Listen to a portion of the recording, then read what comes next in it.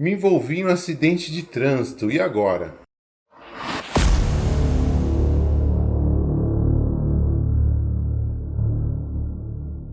Olá, amigos do canal Mundo Mobilidade.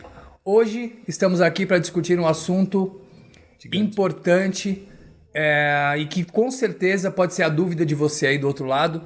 Nós, né, como trabalhamos na área, recebemos sempre muitos questionamentos a respeito desse tema e vamos desvendar hoje aqui com o mestre Elídio aqui, falando sobre um passo a passo para você evitar um risco, né? O risco evitar problemas, na verdade, com a companhia seguradora ou com terceiros no caso de um acidente, né? De ter se envolvido aí num acidente com o seu veículo, ou você sendo a vítima ou sendo, né, a pessoa causadora do acidente. Então, vamos iniciar lá com o Elídio. Resumindo, né, Edu, a gente recebe diariamente ligações de amigos perguntando: puxa, bati meu carro, o que eu faço agora, né? Vem desde aquele ponto inicial do momento do acidente até da pós-acidente, que a cabeça já esfriou, mas o cara ainda está com o carro lá danificado e ele tem aquela dúvida: o que eu vou fazer agora? Qual o passo que eu devo seguir, né? Ou faço orçamento, ou faço boletim de ocorrência, ou aciono minha seguradora, ou às vezes o dano é muito pequeno, o terceiro se evadiu. Então, essas dúvidas que a gente recebe constantemente de colegas, amigos e parentes,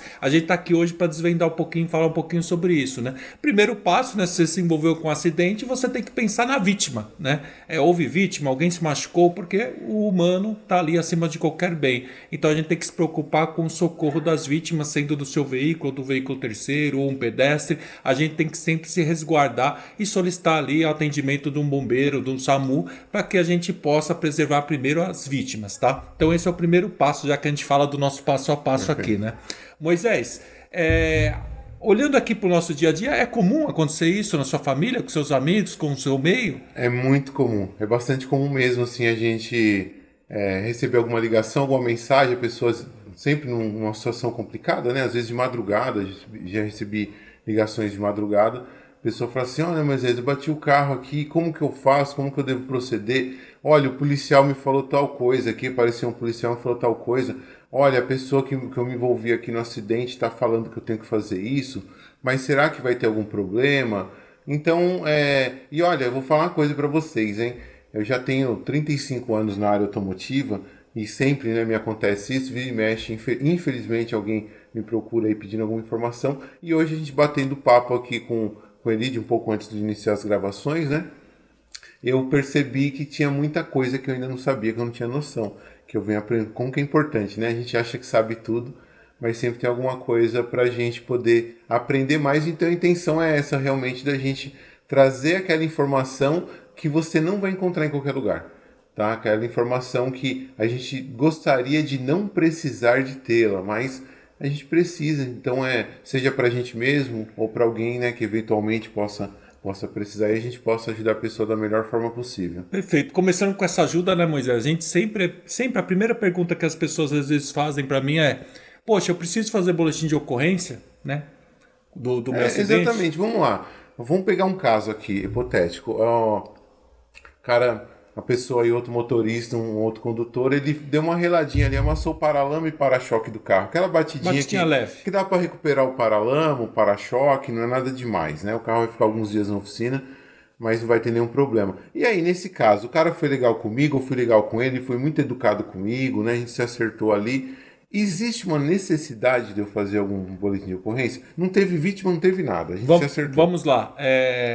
Eu sempre digo que antigamente a gente tinha um problema muito burocrático para fazer um boletim de ocorrência. A gente tinha que ir até presencialmente à delegacia, ficar na fila lá, de repente tinha uma emergência, a gente tinha que esperar o plantão atender a emergência para depois a gente ser atendido, e perdia lá 3, 4, 5 horas na delegacia para fazer um boletim de ocorrência. Isso eu já vivenciei esse tipo de situação. Hoje em dia a gente não tem mais esse problema. Por quê? Existe a delegacia virtual onde eu posso fazer o boletim de ocorrência online. Então, nesse caso, Moisés, com certeza eu recomendo fazer o boletim de ocorrência assim. Apesar de ser um dano pequeno, e eu vou falar um pouquinho aqui sobre isso, é bom sempre a gente registrar o boletim de ocorrência. Até porque se você também tem seguro, também é interessante você ter um boletim de ocorrência, porque vai firmar a data que aconteceu esse evento. Outra situação de boletim de ocorrência, assim, Lid, que eu também já fiquei, né, com essa dúvida já. inclusive com um amigo meu que precisou, ele me ligou pedindo uma orientação. A situação dele foi o seguinte: a pessoa bateu no carro dele, ele estava parado no semáforo, outra pessoa passou ali e bateu no carro dele. Também não foi nada muito grave, né? Graças a Deus não foi nada grave. Também ali amassou uma porta, eu acho que um paralama, salvo engano, acho que foi isso. O carro continua andando, tudo, só que a pessoa que causou o acidente, ela se evadiu, ela fugiu do local. E aí esse meu amigo, ele falou assim para mim, mas eu nem vou fazer ocorrência nada, porque esse veículo, o meu veículo tá andando, tá? Pelo que eu vi aqui, eu vou gastar uns R$1.000 para consertar o carro. A franquia é R$3.000, então não vou acionar seguro. Então nesse caso, como o cara fugiu, eu não consegui pegar a placa, nada, não tem porquê eu fazer um boletim de ocorrência, correto? Aí que as pessoas se enganam, Moisés. Por quê? Apesar de ele ter se evadido do local, ter fugido, você não conseguiu nem se identificar a placa, nem nada, nenhuma informação dele, pelo menos a cor do veículo, o tipo do veículo, você acabou pegando alguma coisa, ou até mesmo que não tenha pego, você relata que o veículo não foi identificado, mas realize o boletim de ocorrência. Por que realizar o boletim de ocorrência? Primeiro que, como eu falei, para a seguradora vai ficar ali um documento de fé pública, porque quando você comunica o boletim de ocorrência é um documento de fé pública, no qual você comunicou que ocorreu um evento, um acidente. Tá? Independente de ter atingido a franquia ou não. Por quê? Foi só um raladinho, o cara se evadiu. Se eu comunicar à seguradora, tem um motivo de eu fazer isso, fazer o boletim de ocorrência e comunicar à seguradora. Mas eu vou comunicar à seguradora para quê, Lídio? Se não atinge a franquia, eu nem vou acionar o seguro, não é isso? Perfeito. Essa é a pergunta que todo mundo faz. Então vamos lá, vamos esclarecer isso. Eu preciso fazer o boletim de ocorrência e eu preciso comunicar à seguradora. Primeiro porque existe uma questão contratual que eu tenho com a seguradora. A seguradora, lá no contrato de seguro na pólice, rege lá que eu preciso comunicar qualquer tipo de evento que eu venha a sofrer, que seja um evento de possível cobertura. A colisão é um evento de possível cobertura? Sim, se eu tenho contratado com a pólice compreensiva que compreende lá a colisão, esse é um evento de possível cobertura. Então eu faço o boletim de ocorrência, ligo na seguradora ou pelo aplicativo ou pela internet e comunico a seguradora com os detalhes de horário, data, tipo de dano e informando também que eu não vou querer atendimento para o meu veículo porque fica abaixo do valor de franquia. De preferência, até tire foto dos danos e mande para a companhia junto também para ficar no arquivo. Por que isso? Isso é importante porque a seguradora vai ter lá que dentro do período de vigência da sua pólice ocorreu um evento com você, um sinistro, que o terceiro se evadiu conforme você registrou em boletim de ocorrência, não foi identificado e o seu veículo sofreu um pequeno dano que foi reparado com valor abaixo de franquia sem acionar a cobertura da seguradora. Que diferença isso fez para a seguradora? Nenhuma. E para você também nenhuma. Só deu um pouquinho mais de trabalho, mas você se resguardou. Por que isso? Porque do mesmo jeito que o cara se evadiu, ele pode alegar que ele se evadiu porque o veículo que ele colidiu, que no caso seria o seu, é um veículo suspeito, tinha elemento suspeito, estava em uma condição suspeita, no lugar suspeito, e ele se evadiu com medo da reação que você teria dessa colisão. E aí o que acontece? Futuramente ele pode reparar o carro dele, arrumar uma nota fiscal aí de 15, 20 mil reais e entrar na justiça contra você falando que você se evadiu. E até acontece, né, assim... claro que existem a questão da má-fé, mas não vamos entrar no mérito da questão aqui. Mas eu mesmo, dependendo do lugar que aconteceu um acidente, né? Deus proíba isso, dependendo quem que estava no outro veículo, eu me evado do local. Nem que for direto para a delegacia. Exemplo de madrugada, né? Já vi casos que houve a colisão de madrugada, um carro colidiu na traseira de um veículo de um amigo meu. Esse meu amigo viu que o cara colidiu o veículo na traseira, mas era de madrugada, um lugar meio perigoso. O que ele fez? Ele parou, esperou descer? Não, ele ficou com medo de ser um possível sequestro, porque é a técnica que o pessoal utiliza. Perfeito. Colide na traseira do seu veículo, você desce, ele te sequestra. Então, ele se evadiu e foi embora. Né? Ele indo embora, o que aconteceu? Ele foi para a delegacia, fez um boletim de ocorrência e se resguardou, porque aquele cara que bateu na traseira pode depois alegar que ele se evadiu e virar o jogo. E falar que ele bateu, deu ré, bateu no carro dele, se evadiu e agora ele vinha com um orçamento querendo ser restituído disso. E aí vamos lá, né? Você falou, fazer o boletim de ocorrência, formar a seguradora para quê? Abaixo de franquia. Se você avisar a seguradora, mesmo que essa ação desse terceiro que venha depois a questionar a culpabilidade, o orçamento, apareça daqui 6 meses, depois que o seu seguro já venceu, depois que você já vendeu o carro, você registrou na seguradora a data de ocorrência que foi o evento. E essa data estava dentro da cobertura do seu seguro. Portanto, a seguradora vai te dar todo o respaldo jurídico para acompanhar essa ação e poder fazer a contestação de uma eventual movimentação contra você de um terceiro. Então é muito importante. Então às vezes a gente abre mão porque é pouca coisa, a gente abre mão porque vai dar trabalho, e hoje o trabalho é muito minimizado em função da internet, poder fazer o registro virtual. E aí a gente abre mão, não faz e pode se deparar com um problema futuro. É futuro. engraçado, assim, é uma impressão que a gente tem, né? Que a gente fala assim, por exemplo, o contrato do seguro do meu carro é de 1 ano, né? Eu fiz o contrato de 1 ano. Então a impressão que a gente tem é que quando encerrar 1 ano, acabou-se toda a obrigação da seguradora comigo. Mas não, acabou obviamente. Se encerrou hoje, amanhã, Deus proíbe, eu sofro um acidente, né, ali, amasso o carro, alguma coisa, realmente a seguradora não cobre mais. Ok, mas por exemplo, se no último dia acontecer um acidente, mesmo que já encerrou o seguro e eu não renove, eles são obrigados a dar continuidade um no exemplo processo. para isso ficar bem claro, bem interessante. Por exemplo, meu seguro vence no dia 1º. Ok. Para ficar bem claro. Meu seguro vence no dia 1º, mas eu bati o carro no dia 30 e era domingo. E eu estava com meus parentes indo para uma festa aniversário. E eu não falei, não vou parar para ligar na seguradora, não vou comunicar, não vou fazer nada agora, deixa para mim fazer quando eu voltar das minhas férias, ou da minha viagem, ou da minha reunião com família. Então eu bati no dia 30 o carro. No dia 1º venceu o meu seguro e eu tive tempo para comunicar a seguradora só no dia 5. Okay. Ou seja, fora da vigência. Meu seguro já está vencido, já acabou minha vigência. Mas quando eu comunicar minha seguradora, eu vou comunicar que o evento aconteceu quando? No dia 30. No dia 30. O dia 30 estava dentro da vigência. Então, consequentemente, tem cobertura. Da mesma forma que isso acontece com a vigência, também acontece com ações futuras movidas por terceiros. Sim. Se o evento foi dentro da cobertura e o terceiro moveu uma ação após a vigência da sua apólice, mas o evento lá da ação foi registrado dentro da vigência, você vai ter cobertura pela seguradora. Ou seja, por exemplo, eu bati no carro do Edu e fugi do lugar. Um exemplo. Ou não. Você com eles, mau caráter. Vai acontecer mesmo. Mas faz parte da minha índole, né? Mas vamos colocar ali. Eu bati no carro dele. Fugiu. Não, fugi, ou nós conversamos na hora ali, ficou resolvido. Beleza. Aí daqui a algum tempo, algum advogado amigo meu fala, não, mas esse processo, o cara que você ganha, causa ganha e tal. E aí a gente inventa uma história lá com o advogado, e aí eu faço um processo contra o Edu. Ok? Só que o seguro dele já venceu. Porque o meu amigo advogado demorou 6 meses para me convencer a fazer esse processo. E aí até ele dar entrada, fazer toda a documentação, tudo. O Edu já vendeu o carro, já trocou de seguradora, porque ele pode trocar de seguradora todo ano. E aí o que vai acontecer? Se ele não comunicou a seguradora dele desse evento, ele vai estar sozinho. Aí é versus, é eu contra ele. É você contra ele, porque ele não comunicou a seguradora, você não tem como mais provar que de fato aquilo aconteceu. Agora, se ele comunicou... Se ele comunicou, ele está resguardado, ele vai pegar a sua ação, vai apresentar para o departamento jurídico da seguradora através da abertura de um sinistro lá, com o número de sinistro que ele já tem. Fala assim, lembra, eu comuniquei um sinistro aí meses atrás, que um rapaz tinha batido no meu carro, e agora eu estou recebendo uma ação aqui me cobrando o ressarcimento disso, sendo que eu não sou culpado.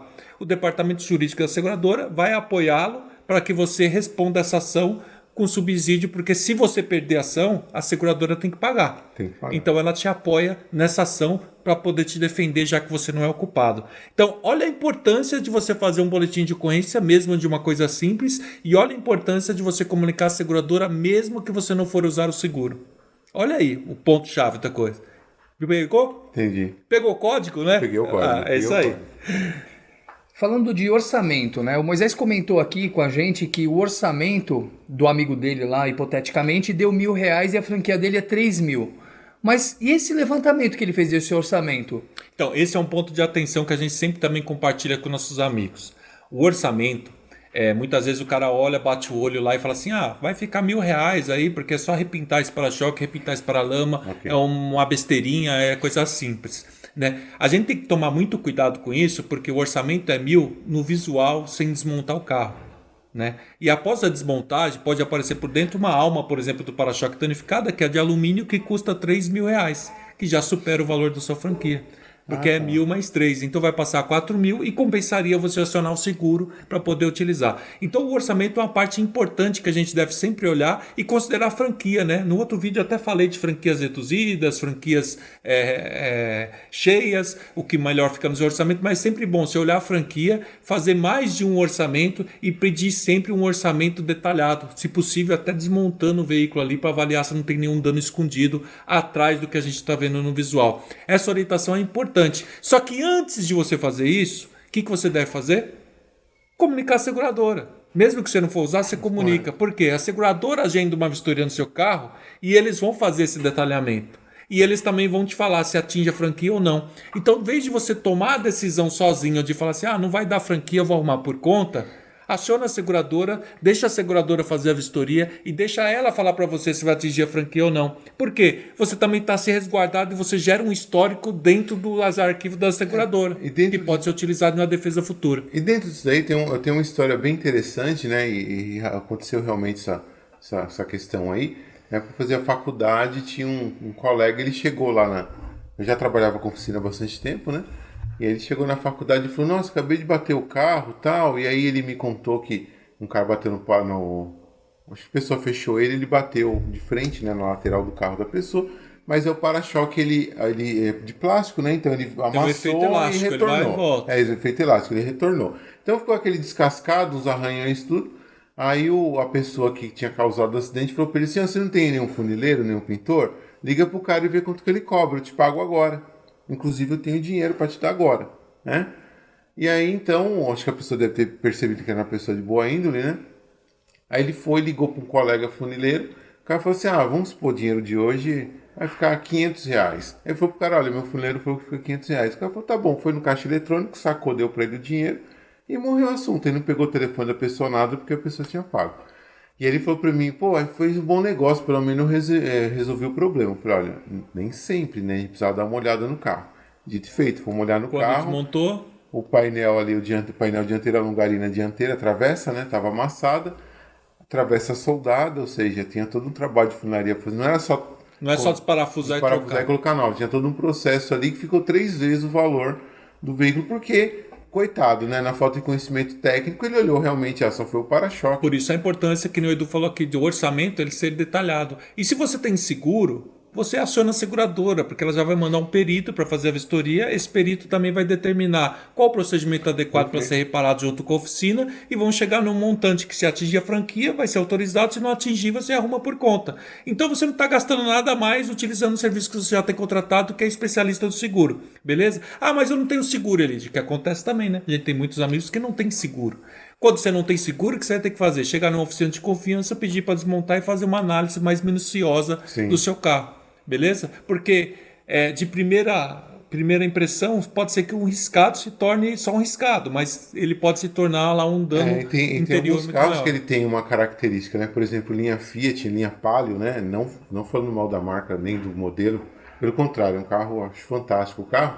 Mas, por exemplo, o Palio Fire, ele tanto com ar-condicionado ou sem ar-condicionado, muitas vezes ele dá qualquer batidinha na frente, ele amassa a travessa, ele amassa o radiador ou condensador, e só que não vaza nada, ele só fica torto, assim, feio, amassado. Deformado, né? Exatamente. Deformado. E você olhando por fora, não aconteceu nada. Você precisa realmente tirar o para-choque ali para poder ver o dano que aconteceu. E aí o orçamento é outro, né? Então imagina, é exatamente essa surpresa que a gente não quer que as pessoas se deparem no dia a dia. Por isso o orçamento sempre tem que ser detalhado.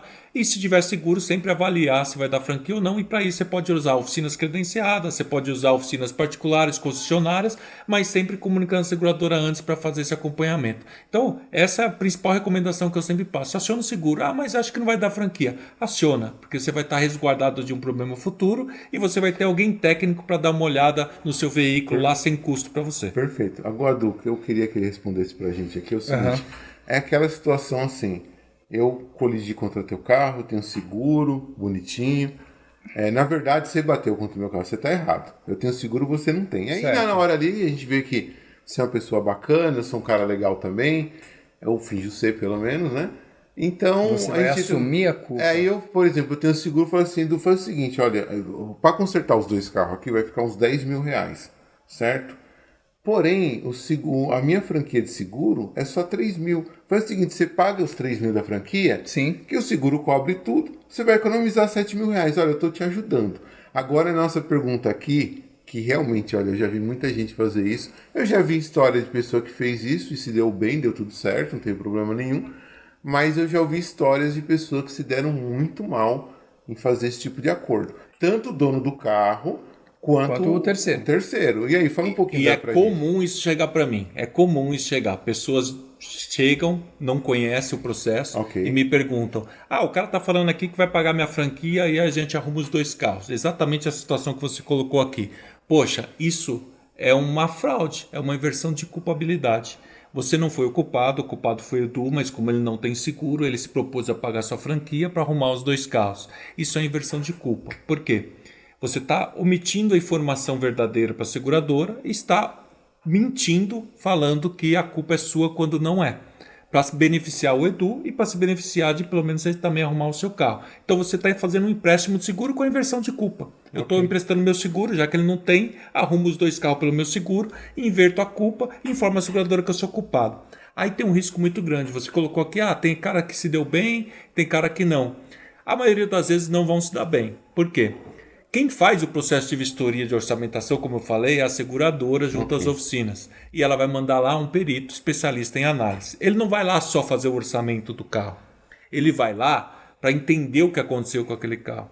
E aí, na inversão de culpa, ele vai perceber que a história não está batendo. Porque ele vai olhar o seu carro, vamos supor que o Edu bateu na traseira do seu carro. Ok. Né? E você está assumindo a culpa que você deu ré.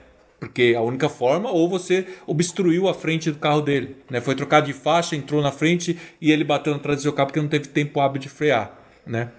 Então, você deu um jeito de contar uma história para você se tornar culpado para a seguradora. Essa história, o perito que vai fazer a vistoria no carro, quando ele vai até a oficina, ele recebe esse relato e ele vai olhar o seu carro batido lá na oficina. Quando ele vai olhar o seu carro, ele vai analisar o ângulo da batida, a posição que o carro está batido, se a traseira está chapada de cheio, se está chapada em 45 graus, como que está a batida.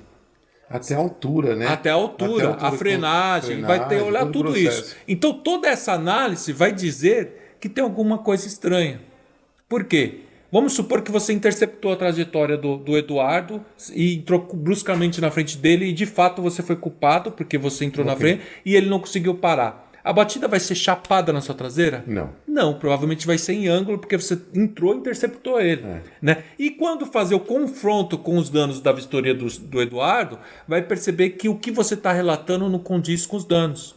Porque eu posso encontrar uma batida chapada com a altura do seu carro já parado, com a frenagem do carro do Eduardo na sua traseira. Então, essa análise de dinâmica, o perito consegue verificar que a culpa, de fato, não é sua. E sim do Eduardo. Esse é um assunto bom, hein? Esse é um assunto bom que dá um outro vídeo. Dá um vídeo só para falar da dinâmica de acidente. Dinâmica de acidente. Que o pessoal lá vai conseguir entender o tanto que dá para saber com as evidências o que realmente de fato aconteceu. A gente já vivenciou na prática, em alguns treinamentos que a gente deu junto, a gente já vivenciou que o carro fala com a gente. Sim, sim. Um carro batido, ele fala pra gente o que aconteceu com ele. Você vai lá olhar... Você, como técnico, você consegue enxergar e falar assim, esse carro foi batido dessa forma, esse carro bateu assim, girou, bateu no poste, se foi na árvore, se foi numa colisão lateral, no cruzamento, você já consegue deduzir só de ver um carro. Imagina você vendo os dois. Né? E aí você lê uma história que está divergente. Então, provavelmente, o amigo que deu certo é porque acabou passando. Mas geralmente é pego essa mentira, essa inversão de culpa, esse empréstimo de seguro pela perícia do perito que vai lá fazer a vistoria. Até eu não sei se já houve algum caso, pelo menos nos casos que eu vi que o pessoal se deu mal, a pessoa só perdeu dinheiro, né? Não houve nada pior. Mas a seguradora poderia processar a pessoa por estelionato nesse caso, né? Seria passivo. Na verdade, é uma quebra de cláusula do contratual, né? E aí ela pode perder o atendimento. Então, quer dizer, ela pode ficar no prejuízo de arrumar nem o dela e nem o do terceiro. E ela vai ter que assumir o prejuízo dos dois. Então, quer dizer, você está pegando um contrato que é de boa fé, que é do seguro, está agindo de má fé, está quebrando uma das cláusulas e você pode ter o seu atendimento negado. A seguradora tem o direito de negar o seu atendimento por causa de uma inversão de culpa. Perfeito. Né? Então, você pode sim se prejudicar por tentar ajudar o seu amigo, no caso aqui o Eduardo, com a inversão de culpa, e você pode sim se prejudicar e acabar tendo que arcar com os dois. Né? Então é bem complicado fazer esse tipo de acordo. Eu nunca recomendo fazer acordo. Outro ponto que é interessante é que às vezes a pessoa fala assim, não, se eu não identificar o Eduardo, eu pego a franquia do Eduardo, pago a minha franquia, arrumo o meu carro e o Eduardo segue a vida dele lá. Ele não tem 10 mil para pagar o reparo, mas ele tem 3 mil para pagar a minha franquia. O único problema é, dependendo da proporção da batida, eu já vi carro batido muito forte que não dava para o carro sair andando. Nem o terceiro, nem o segurado. E aí, como que o terceiro se evadiu do local? Era o segurado omitindo a informação, porque ele não quis passar os dados do terceiro para não haver uma ação da seguradora de ressarcimento. Porque você vê uma colisão ali que arrancou o motor fora do carro. Travou as rodas, né? O outro sofreu a mesma coisa. O outro também teve a proporção de danos. Então, como que aquele carro foi removido de lá? Ou o cara se evadiu do local se o carro nem possível de andar estaria andando? Só que no aviso de sinistro, na informação que foi passada para a seguradora, ele informa que o terceiro, no caso aqui o Eduardo, tinha se evadido do local. E você não identificou. Mas isso eu estava encobrindo a informação para não ter um possível ressarcimento dos danos com o Eduardo, porque o Eduardo está pagando sua franquia. É outro acordo que é desnecessário fazer, porque você pode ter um problema muito grande também. É uma questão que eu acho que também deve ter agravado muito nos últimos tempos, né? A gente pegou essa mudança, é a questão de quantos circuitos de TV, né? Circuitos de segurança de TV existem hoje, câmeras né? espalhar para tudo quanto é lado. Porque antigamente era um negócio muito caro, muito raro, né? E em alguns lugares não fazia nem muita justificativa de você ter isso na tua casa, né?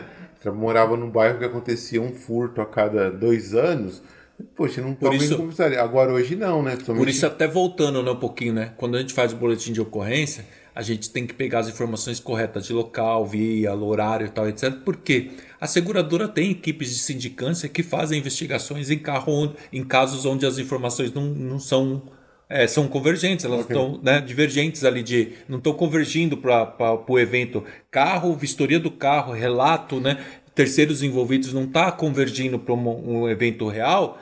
Ela pode mandar sim uma equipe de sindicância até o local, buscar testemunha, buscar imagem e falar assim, o que você está falando não condiz em função dessas imagens que nós escolhemos. E aí sim pode dar até um inquérito policial de como fraude mesmo, como tem quadrilhas que fazem isso, né, que são fraudadores profissionais mesmo, e aí pode gerar até inquérito policial. Então, o passo inicial é boletim de ocorrência, informações fidedignas, né, se resguardar com a seguradora se você tem seguro. Se você não tem seguro, serve para a mesma coisa, porque eu resguardo, guardo um BO, porque se aparecer uma ação futura, eu estou resguardado com as informações de um documento de fé pública. Apesar de ser online, é um documento de fé pública que vem lá assinado e validado por um delegado ou um escrivão de polícia. Tá? Então, outra coisa, até quando seria válido, por exemplo, hoje todo mundo tem um smartphone, tem um celular, né? E mesmo as piores câmeras de hoje em dia ainda já tem uma qualidade muito boa, né? Até quando que você acha que é válido eu tirar uma foto, filmar? Se o terceiro estiver no local, perfeito. Você já tira, porque você já evidencia, tira a posição de onde os veículos foram batidos, da região, placa de sinalização de rua. Tudo que você puder colher de informação daquele momento, daquele evento, é válido para você. E na seguradora hoje, muitas comunicações já vistas já pode subir boletim de ocorrência e fotos. Isso já te agiliza muito na análise. E aí, se você for ter atendimento pela seguradora, também vai ser muito mais fluido, porque você já está antecipando esse processo de análise interna. Sim. Quando o perito for na oficina, ele vai confrontar o que ele já recebeu de foto, boletim de ocorrência, aviso de sinistro, com o que ele está encontrando e vai deixar o reparo liberado. E aí entra, agiliza o meu processo de reparo, agiliza o meu prazo de reparo, que é outro ponto muito importante, porque quem quer ficar sem carro? Quem quer ficar com o carro parado na oficina? Não é ninguém, né? Então eu falo para os meus amigos assim, se resguardem, façam o processo passo a passo correto, porque isso vai ajudar ao seu carro ficar reparado mais rápido, com qualidade, e você restituir o seu bem mais rápido possível. Né? Então, se a gente pula etapas ou deixa de fazer etapas, a gente pode comprometer todo esse processo. Quando o processo entra em uma divergência, ele pode entrar no processo de reanálise, demorar mais 7 dias, 10 dias para ser autorizados os reparos. Pode entrar no processo de sindicância, de investigação, onde vai levantar câmera, vai até o local do acidente, demora 10, 15 dias. Então, quer dizer, quem vai atrasar? Você mesmo está se prejudicando. Até porque, por exemplo, no caso da pólice do meu seguro, está na pólice. Normalmente isso vai acontecer em menos tempo, se tudo for fluido. Mas eles têm até 60 dias para dar início ao pagamento, né? Então, ou seja, Eles têm 2 meses aí depois da colisão para eles E não hoje quer dizer que o carro vai ficar pronto em 60 dias. E hoje é muito rápido, né? Hoje você bateu o carro agora de manhã, se você fizer todo o processo certinho, no final da tarde muitas vezes você já está com autorização de reparo. De tão rápido que é, porque hoje a própria seguradora, às vezes ela colhe as fotos que você mandou e já faz um prévio orçamento e já te manda autorização para você encostar na oficina e parar seu carro.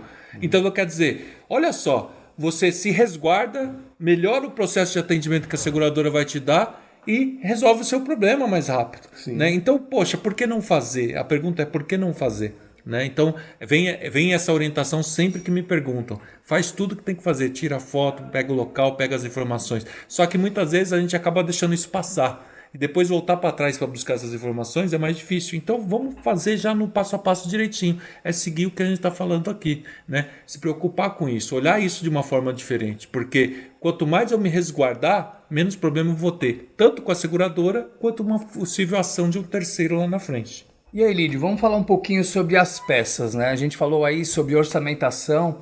Eu acho que é importante a gente entender que tipo de peça, né? Quais são as peças que são utilizadas aí no reparo pelas seguradoras.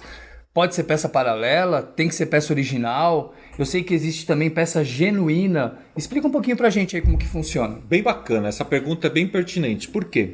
Hoje a gente tem lá desde 2014 para 15, a SUSEP, que é quem controla a Superintendência de Seguros Privados, quem controla o produto seguro, a venda de seguro, as seguradoras, ela autorizou a seguradora a vender um seguro chamado seguro popular, que é um seguro onde pode se utilizar uma peça de reuso, desde que ela seja uma peça original ou genuína. Tá? Então é possível. Só que isso é específico, é um produto específico contratado. Ou seja, se eu contratar esse tipo de seguro, a seguradora pode ofertar a utilização de uma peça de reuso no meu carro. Se eu contratar o seguro tradicional, que é o que mais a gente tem, tá? 99% das pessoas possuem o seguro tradicional, a seguradora só pode utilizar peças genuínas e originais. Qual que é a diferença de uma peça genuína para uma original? Você sabe me dizer, Moisés? Então, essa é uma dúvida que eu sempre tive. Bacana, então vamos lá. Peça genuína, pessoal, quando a gente fala genuína, é a peça que vem do fabricante, tá? Que aí pode ser o sistemista, por exemplo, farol, ele foi fabricado pela Arteb, mas ele é vendido pelo balcão da concessionária GM. Então é um farol Arteb, que é do sistemista, vendido no balcão da concessionária GM, com o símbolo da GM. Então é uma peça genuína GM, porque o canal de venda é a concessionária da marca. O mesmo farol Arteb vendido na autopeça do bairro, ele é uma peça original, porque ele foi feito pelo mesmo sistemistas, mas agora não é comercializado pelo balcão da concessionária, e sim pelo balcão da autopeça do bairro. Então ela é uma peça original, porque vem da mesma origem. Tá? Ok. Agora uma peça paralela, é uma peça que tem outra marca, fabricado pela Zezinho Faróis, que vai ser vendida na autopeça do bairro. Essa é uma peça paralela, é uma peça similar. Ela não foi utilizada na linha de montagem da montadora. Tá? E aí tem as peças importadas, que a gente também são paralelas, são importadas. E temos a outra classificação de peças, são peças de reuso, ou peças usadas, que são retiradas de veículos e são desmontadas em fim de vida útil. Essas peças, sendo originais e genuínas, elas podem ser aplicadas somente no seguro popular. No seguro tradicional, não. Mas, Elídio, e isso que influencia na minha vida? Se você acionar o seu seguro tradicional, você tem a garantia que as peças que vão ser aplicadas no seu veículo são originais e genuínas. Isso vai fazer que o seu veículo, em uma vistoria lá na frente, que o Eduardo já falou um pouquinho, né, de vistoria cautelar e etc., que ele foi até reparado, mas com peças originais e genuínas. E se for utilizado peças paralelas, isso vai ser identificado no momento de uma vistoria cautelar também. Então, essa é a diferença. Agora, para o meu bolso, para o orçamento. Cara, se eu tenho uma franquia muito alta e eu não quero utilizar o seguro e quero arrumar o carro, eu vou prezar por peças de qualidade e vou avaliar se compensa eu colocar uma peça importada paralela ou uma peça genuína ou uma peça de reuso. Então aí fica a critério do cliente ali, do bolso, no momento daquele evento, né? Mas fique bem claro, seguro tradicional, só genuína e original. Seguro popular, sim, pode pôr genuíno, original e mercado alternativo, que seria até peça de reuso. Tranquilo? Perfeito. Legal. Muito bom, Elídio. Pessoal, se vocês gostaram do tema, vamos ter mais vídeos aqui no canal falando sobre isso.